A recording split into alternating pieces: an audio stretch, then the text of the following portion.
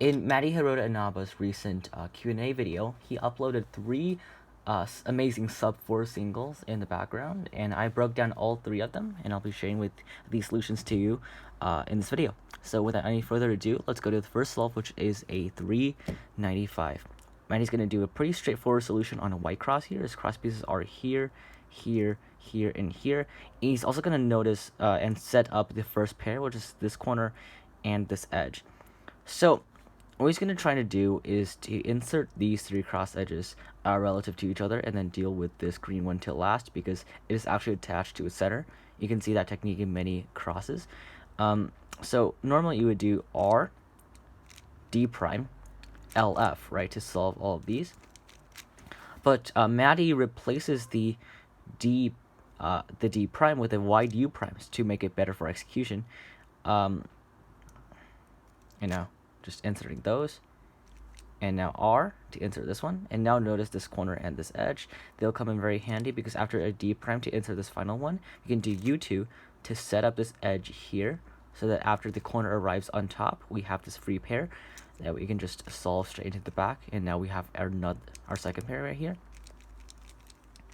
And now we have a keyhole solution, and here again the implementation of wide U prime moves, because we have this edge which is misoriented, and a wide U prime would make it oriented instead of doing the D layer and then rotating to solve this pair, which is really nice. And then just a very lucky one class layer, or rather an OLL skip. A very easy OLL with a PLL skip. Alright, let's go into the second solve, which is a 370.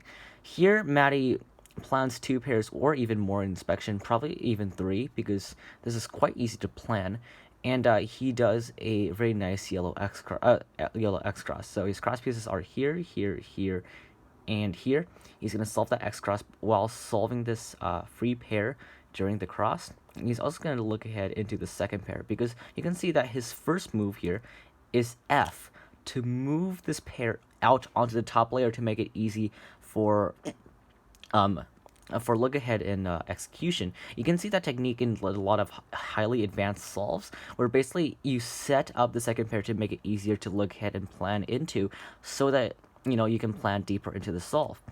And now, because this F move is unrelated to our cross solutions, our cross edges are untouched. Now we can continue on with our X cross solution. So we have these two, which we can solve together like this, relative to the blue one. And now this orange edge is nicely positioned to do again yet another wide U prime move. See, these moves are really important in your execution when you're doing crosses, or replacing them instead of D moves, because they're really nice for execution and also for look ahead. And now we can insert this pair along at the back, because instead of inserting this edge straight away, you can attach this pair on to make a block. And now you can see this pair that we made here comes in handy because it's on the top layer ready for us to insert.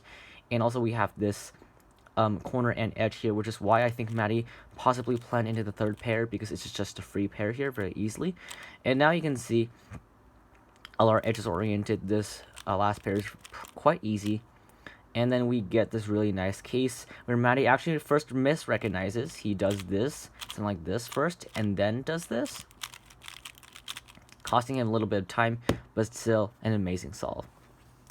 Alright, let's jump into the final solve, which is a 388, if I'm not mistaken. And here, Matty does a blue X cross. So his cross pieces are here, here, here, and here.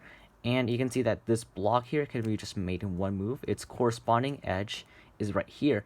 So obviously we can just solve this block, and then solve this edge, and then solve these two, right? These two at the back. So normally you could do L prime F2 here, but Matty started off from this angle and then picked up the cube while doing R prime and then F2. See, that's the difference between a high level execution and a low level speed cuber.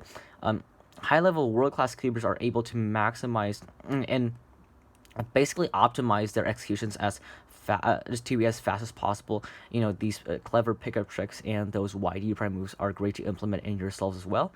And now we insert this edge into the back as well, like so. And then finally just this edge.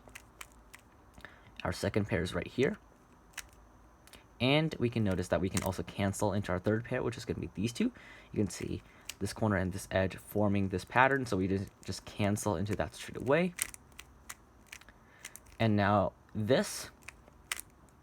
And very interestingly here, Matty chose to insert this pair like so, which resulted in a very, very easy 9-move last layer. Be careful not to do this alg, because you'll get a T-perm, but instead do this alg. You can see it's a very clear distinction. Also, you can see that distinction in T-mon's ER single, which is a 385 that I also break down right here. You can check that out. It's a very important distinction to make in last layer when you want to do either of those algorithms. So yeah, that is it for these these 3 solves. I hope you enjoyed these breakdowns, and be sure to give a like, subscribe, the usual deal, and I'll see you in the next one. Bye.